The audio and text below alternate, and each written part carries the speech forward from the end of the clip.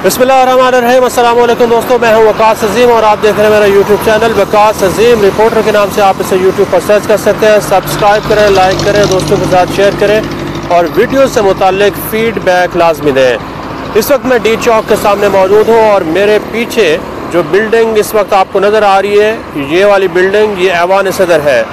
दोस्तों, आज ऐवान सदर में मुकीम सदर मुमलिकत डॉक्टर आरिफ अलवी की जानिब से निगरान हुकूमत को एक ख़त लिखा गया है। उस ख़त में क्या मतालबात किए गए हैं, आज के व्लॉग में हम इस पर बात करेंगे और ये भी बताएंगे कि आप सदर मुमलिकत डॉक्टर आरिफ अलवी का मुस्तकबिल क्या होगा और सुप्रीम कोर्ट ऑफ पाकिस्तान ने सदर मुमलिकत डॉक्टर आरिफ अलवी के बारे में क्या कहा है और क्या नून लीग सदर मुमलिकत डॉक्टर आरिफ अलवी के ख़िलाफ़ कोई मुकदमा दर्ज करने जा रही है या फिर सुप्रीम कोर्ट ऑफ पाकिस्तान में सदर मुमलिकत डॉक्टर आरिफ अलवी के ख़िलाफ़ कोई दरख्वास्त दायर होने जा रही है। आज के व्लॉग में हम इन उमूर पर बात करते हैं और आपको सबसे पहले ये बताते हैं कि सदर मुमलिकत डॉक्टर आरिफ अलवी ने निगरान वज़ीर आज़म अनवारुल हक काकड़ के नाम एक ख़त लिखा है, जिसमें उन्होंने इस वक्त पाकिस्तान की जो सियासी सूरत हाल है उससे मुताल्लिक बताया है। डॉक्टर आरिफ अलवी ने अपने ख़त में ये लिखा है कि इस वक्त पाकिस्तान तहरीक इंसाफ को बहुत ज़्यादा मुश्किलात का सामना करना पड़ रहा है। पाकिस्तान तहरीक इंसाफ के वर्कर्स को जबरी तौर पर उठाया जा रहा है। पाकिस्तान तहरीक इंसाफ के वर्कर्स को गुम किया जा रहा है, उनके ख़िलाफ़ FIR दर्ज की जा रही है। PTI के वर्कर्स को सियासी सरगर्मियों में हिस्सा नहीं लेने दिया जा रहा। अगर कोई PTI का वर्कर किसी जगह जलसा जलूस करना चाहता है, कोई सियासी सरगर्मी करना चाहता है, कोई सियासी तंजीम साजी करना चाहता है, तो उसको इस बात की इजाज़त नहीं दी जा रही। और बुनियादी इंसानी हकूक़ से मुताल्लिक़ भी सदर मुमलिकत डॉक्टर आरिफ अलवी ये कह रहे हैं कि इस वक्त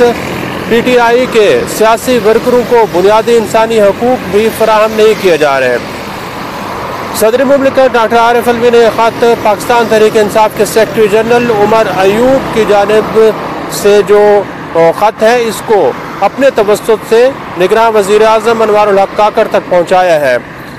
पाकिस्तान तहरीक इंसाफ इससे पहले भी इसी तरह के इल्ज़ामात लगाती रही है और PTI बार बार ये इल्ज़ाम लगाती रही है कि जो आइंदा इलेक्शन है उसमें उसको लेवल प्लेइंग फील्ड नहीं दी जा रही। PTI को हमवार मैदान नहीं दिया जा रहा। PTI को सियासी सरगर्मियाँ करने की इजाज़त नहीं मिल रही। PTI को बहुत ज़्यादा इस वक्त जुल्म व तशद्दुद का सामना करना पड़ रहा है और PTI के जो पहली टियर की बड़ी क़यादत है, एक ग्रेड की जो क़यादत है उसको जेलों में डाल दिया गया है। फिर उसके बाद जो दूसरी टियर की क़यादत है उसके ऊपर मुकदमात दर्ज कर दिए गए हैं और अब PTI ने ये इल्ज़ामात भी लगाना शुरू कर दिए हैं कि जो आम वर्कर्स हैं वो भी अब उनको भी सियासी सरगर्मियाँ में हिस्सा नहीं लेने दिया जा रहा। तो सदर मुमलिकत निगरान वज़ीर आज़म अनवारुल हक काकड़ से ये मुतालबा कर रहे हैं कि हुकूमत को बतौर निगरान वज़ीर आज़म उनको ये कोशिश करनी चाहिए कि वो किसी तरह ये जो सारी कार्रवाइयाँ PTI के ख़िलाफ़ हो रही हैं इनका नोटिस लें और PTI को एक लेवल प्लेइंग फील्ड मिलना चाहिए। इस वक्त दोस्तों जो सूरत हाल है उसमें हर सियासी जमात ये कोशिश कर रही है कि वो उसको सियासी सतह पर यकसानियत मिलनी चाहिए, उसको हमवार फील्ड लेवल प्लेइंग फील्ड मिलना चाहिए। लेकिन सदर मुमलिकत जो है वो इस वक्त चूँकि PTI के नुमाइंदा हैं, वो किसी और सियासी जमात की नुमाइंदगी नहीं करते। जब भी माजी में उन्होंने कोई इक़दाम किए हैं, जितने भी इक़दाम किए हैं वो सिर्फ़ और सिर्फ PTI के लिए किए हैं। सदर मुमलिकत यहाँ तक के अपने जो आइन है पाकिस्तान का उसकी भी खिलाफ वर्जी कर चुके हैं और हाल ही में सुप्रीम कोर्ट ऑफ पाकिस्तान की जानिब से जब एक प्रैक्टिस एंड प्रोसीजर रूल से मुताल्लिक मुकदमा की समाअत हुई है तो उसमें जो नैब तरामीम थी उसमें भी सुप्रीम कोर्ट ऑफ पाकिस्तान ने यह वाज़ेह तौर पर कहा है कि सदर मुमलिकत डॉक्टर आरिफ अलवी ने आइन की खिलाफ वर्जी की। जब उन्होंने देखा कि तहरीक अदम एतमाद एक जगह पेश हो चुकी थी, उसके बावजूद उन्होंने उस वक्त के वज़ीर आज़म इमरान ख़ान کی ایڈوائس پر قومی اسمبلی کو تحلیل کر دیا تھا۔ اس طرح وہ غیر آئینی اقدام اٹھا چکے ہیں، ان کے خلاف آرٹیکل 6 کی کارروائی بنتی ہے۔ اس وقت کے جو وزیر قانون تھے فواد چودھری، انہوں نے بھی آئین کی خلاف ورزی کی، اس لیے ان کے خلاف بھی آرٹیکل 6 کے تحت کارروائی ہو سکتی ہے۔ اسپیکر اور ڈپٹی اسپیکر سے متعلق بھی سپریم کورٹ آف پاکستان نے اپنی آبزرویشن دی ہے اور یہی کہا ہے کہ جو پی ٹی آئی کے اس وقت کے لوگ تھے، وزیر قانون تھے، صدر مملکت تھے، ان کے خلاف کسی نے کوئی نوٹس نہیں لیا کیونکہ ان لوگوں نے آئین کی خلاف ورزی کی تھی۔ اب یہ خبریں بھی آ رہی ہیں کہ جو نون لیگ کے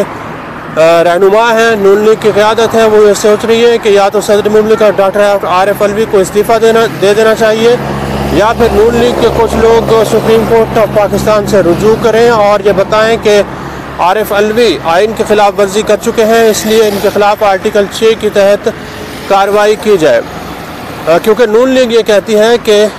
صدر مملکت جو ہیں وہ وفاق کی علامت ہوتے ہیں، ان کو تمام سیاسی جماعتوں کو ایک جیسا ٹریٹ کرنا چاہیے، لیکن عارف الوی نے کبھی بھی ایسا نہیں کیا اور صرف پی ٹی آئی کی جو جانبداری ہے، پی ٹی آئی کا جو ساتھ ہے، وہ ہمیشہ پی ٹی آئی کا ساتھ انہوں نے دیا ہے۔ صدر مملکت کو اس طرح نہیں کرنا چاہیے، بلکہ تمام جو سیاسی